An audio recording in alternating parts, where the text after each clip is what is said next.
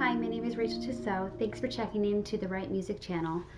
I started this channel as a way to share knowledge with other musicians who are in ministry like myself, and also with other people who just happen to be interested in liturgical music, and also as a means to create dialogue amongst musicians and the laity in regards to where we need to go with music forward. And so we're going to be taking a look on this channel through all kinds of repertoire, and I hope to interview other musicians like myself and talk about hymns and chant, of course, and it's going to be really exciting and interesting as we move forward. So thanks again. If you haven't subscribed, please do so that you can be alerted when I have a new video that comes out.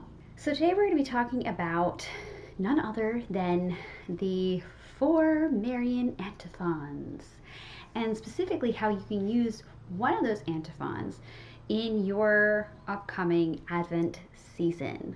The 4 Marian Antiphons follow the Divine Office or Liturgy of the Hours in the Catholic liturgical calendar. They start with the one we're going to be talking about today, the Alma Redemptoris Mater. This is traditionally sung at Compline. Well, all of these are sung at Compline, so at the end of the day, from the first Sunday of Advent through the whole Christmas season. Next is the Ave Regina Caelorum, which is sung from that point on, the end of Christmas season, so the purification, up through the Easter Vigil.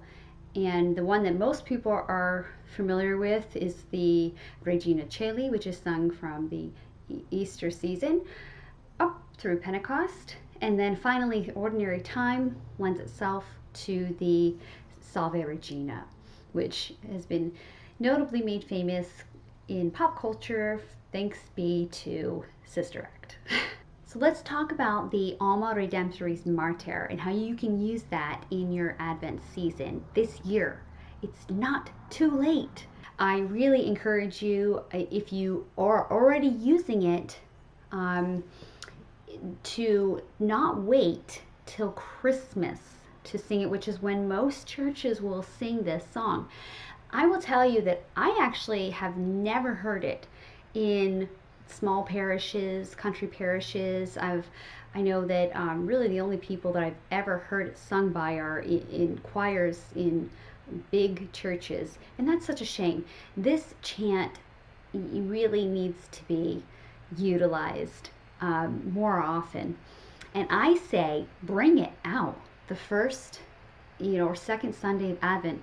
Don't wait till Christmas tide to throw it in there.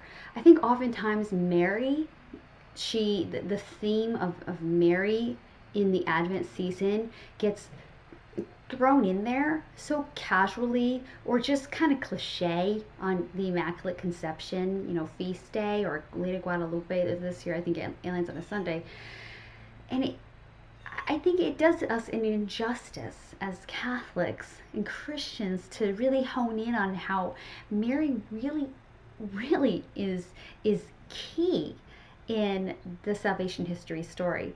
So why not sprinkle Marian music throughout the Advent season?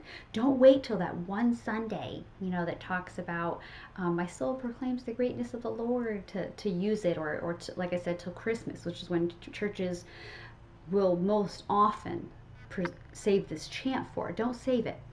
Use it throughout, and I also encourage you to use it throughout because most people have not heard this chant, which is really sad, but it's really the truth, unless you're, like I said, in these big churches or are not very familiar with it because they might only hear it once or twice a year. So I say throw it in multiple times so that your congregation can start to learn this chant as well. So let's talk about this chant in practicality. It is quite short, maybe 2 minutes. You could stretch it out longer with an instrumental, but there's no verses. It just kind of flows. There's no choruses. There's no repeats of anything. You can use this as an offertory hymn But like I said, with an instrumental, and then you can repeat it again, go through the whole song again, or you can use it post meditation communion hymn. Try not to feel too intimidated by chant music if you're kind of new to that.